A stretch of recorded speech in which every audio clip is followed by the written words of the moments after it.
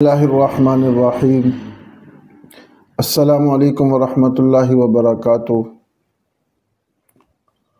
آسان قرآنی عربی کورس کے حوالے سے آج ہمارا دوسرا سبق ہے۔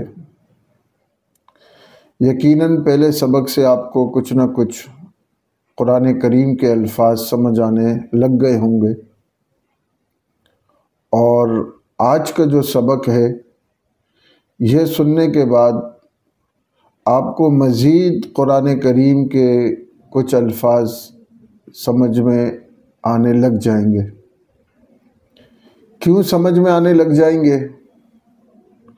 اس کی وجہ یہ ہے کہ یہ وہ قرآنی الفاظ آج ہم لے کر آئے ہیں دوبارہ، جو آپ کی زبان یعنی اردو زبان میں استعمال ہوتے ہیں اور قرآن کریم میں بھی وہ استعمال ہوئے ہیں۔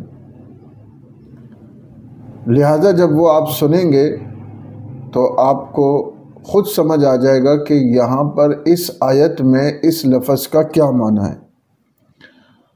تو ان الفاظ میں سے کچھ الفاظ میں آپ کے سامنے ذکر کرتا ہوں، آپ خود ذہن کو ان کے معنی کی طرف لے کر جائیں اور اندازہ لگائیں کہ اس میں سے کون سا ایسا لفظ ہے جس کا معنی آپ کو نہیں آتا۔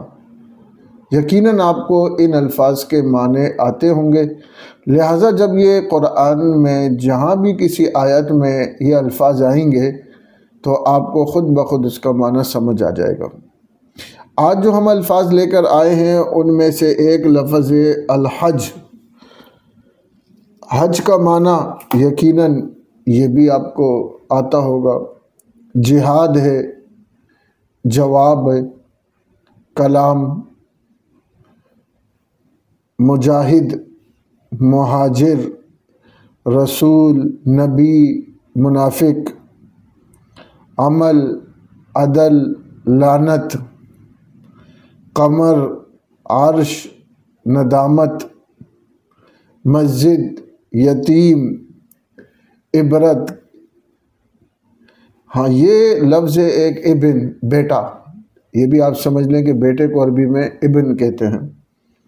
میزان، ترازو، مصیبت، عزت کا معنی آپ سمجھتے ہیں، ذلت کا معنی بھی آپ سمجھتے ہیں، رزق کے معنی بھی آپ سمجھتے ہیں، مغفرت بھی آپ سمجھتے ہیں، مشرق بھی آپ سمجھتے ہیں، مغرب بھی آپ سمجھتے ہیں، طلوع بھی آپ سمجھتے ہیں، غروب بھی آپ سمجھتے ہیں، سفر بھی آپ سمجھتے ہیں۔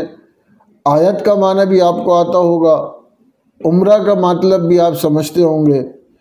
فراق، یہ تھوڑی سی ہارڈ اردو ہے، فراق جدائی کو کہتے ہیں۔ مرض بھی آپ کو پتہ ہے، تو مرض کے بعد شفا بھی آپ کو اس کا معنی سمجھ آتا ہوگا، اور وہ چھوٹا سا جس کو کہتے ہیں ذرہ، یہ بھی آپ کو سمجھ آتا ہوگا۔ تو یہ جتنے بھی الفاظ ہیں یہ اردو کے الفاظ ہیں جو قرآن کریم میں استعمال ہوئے ہیں۔ کن آیات میں استعمال ہوئے ہیں، کہاں پر استعمال ہوئے ہیں، اس کی کچھ مشقیں ہم آپ کو واٹس ایپ گروپ میں کرائیں گے، اور اس کے متعلق جو اور کچھ باتیں ہوں گی تفصیلی طور پہ یا جہاں ضروری باتیں ہوں گی وہ ہم آپ کو جو مشق کرائیں گے اس میں بتائیں گے۔ یہاں آپ آخر میں ایک بات یہ سمجھیں کہ کچھ جملے ایسے ہوتے ہیں عربی میں جیسے مذکر اور مؤنث جسے کہتے ہیں، تو مؤنث کون سے کلمے کو کہتے ہیں؟ جس لفظ کے آخر میں گول تا آتی ہے عربی میں وہ لفظ مؤنث شمار ہوتا ہے کہ جس کلمے کے آخر میں گول تا ہوتی ہے یا ہا ہوتی ہے وہ عربی میں مؤنث شمار ہوتا ہے۔ تو پہلا کام آپ کا یہ ہے کہ آج جو آپ نے الفاظ پڑھے ہیں اور کل جو آپ کا سبق ہوا تھا اس میں مؤنث کون کون سے الفاظ ہیں اس کو آپ غور سے دیکھ لینا۔ یہ ایک بنیادی سبق ہے۔ اللہ کریم ہم سب کو عمل کرنے کی توفیق عطا فرمائے۔ السلام علیکم ورحمۃ اللہ۔